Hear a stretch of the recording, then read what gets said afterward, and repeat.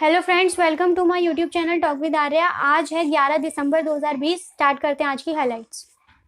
केरला में कोविड का graph already बहुत ज़्यादा बढ़ रहा है। अभी इसी में वहाँ की हेल्थ मिनिस्टर के शैलजा ने ट्वीट किया है, जिसमें उन्होंने ये बताया है कि वहाँ पे मलेरिया का एक वो मिला है उन्हें, प्लाज्मोडियम ओवलो करके।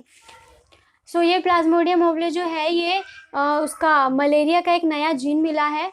अब देखते हैं, ये वैसे उनके ट्वीट के हिसाब से ये बहुत ज़्यादा स्ट्रांग लग रहा है और हमें इससे बचने की ज़रूरत है। अभी देखते हैं क्या होता है। 3 न्यू एग्रीकल्चर लॉ को लेकर प्रोटेस्ट अभी भी कंटिन्यू है। आज 16 डेज पूरे हो चुके हैं और अब दिल्ली जयपुर और दिल्ली आगरा हाईवे को ब्लॉक करने के साथ रेलवे लाइन को भी ब्लॉक करने के लिए थ्रेट आ रहे हैं, यानी धमकी आ रही है किसानों की तरफ से कि अगर गवर्नमेंट इस पर कुछ डिसीजन या एक्शन नहीं लेती है तो वो रेलवे ट्रैक्स को भी ब्लॉक कर देंगे।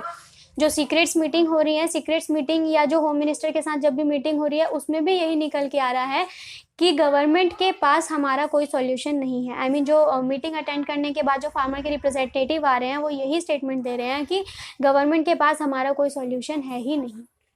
ये इतने लेवल पे ये जो प्रोटेस्ट चल रहा है, वहाँ पे इतनी ज़्यादा पॉपुलेशन है, इतनी ज़्यादा लोग हैं, रश हैं। उसी रश को कंट्रोल करने के लिए वहाँ पे कॉप्स हैं और उनमें 2 पॉजिटिव पाए गए हैं, यानी कि वहाँ के जो पुलिस है वहाँ पे जो वहाँ को कंट्रोल कर रही है, वहाँ की मॉब को, वहाँ के मतलब रश को, वहाँ पे किसानों की भीड़ को, उसमें 2 पुलिस ऐसे हैं जो कोविड पॉजिटिव पाए गए हैं।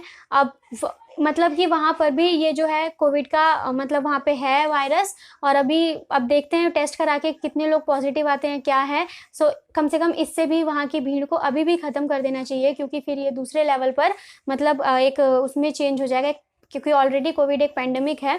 सो बाकी सारी चीज़ों को साइड रखते हुए अभी हमें इस पर ही फोकस करना चाहिए। आज न्यू पार्लियामेंट बिल्डिंग की जो है फाउंडेशन स्टोन सेरेमनी थी।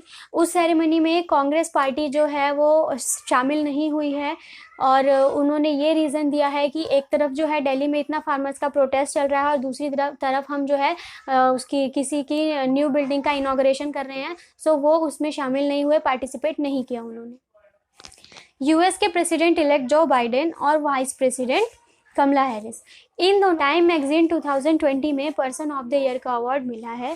पर्सन ऑफ द ईयर का टाइटल 2020 का, यानी कि वो US president elect Joe Biden और वाइस प्रेसिडेंट कमला हैरिस को इस साल दिया गया।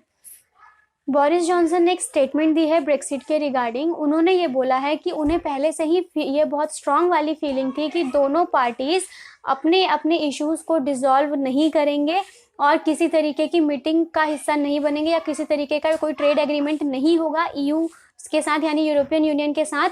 सो उसके साथ उन्होंने एक और बात कही है कि जितने भी ट्रेडर्स और बिजनेसमैन हैं वो प्रिपेयर हो जाएं फॉर द नो डील, यानी कोई डील नहीं होने वाली है। इस तरीके का एक मैसेज उन्होंने दिया है।